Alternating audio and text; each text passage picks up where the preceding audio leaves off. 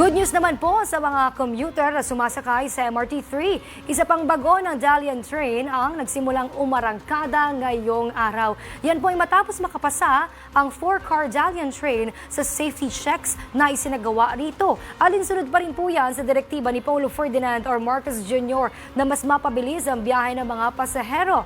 Dahil dito, madaragdagan na ng 500 ang kapasidad ng mga Dalian Train set na magreresulta sa mas maikling pila ng mga pasahero.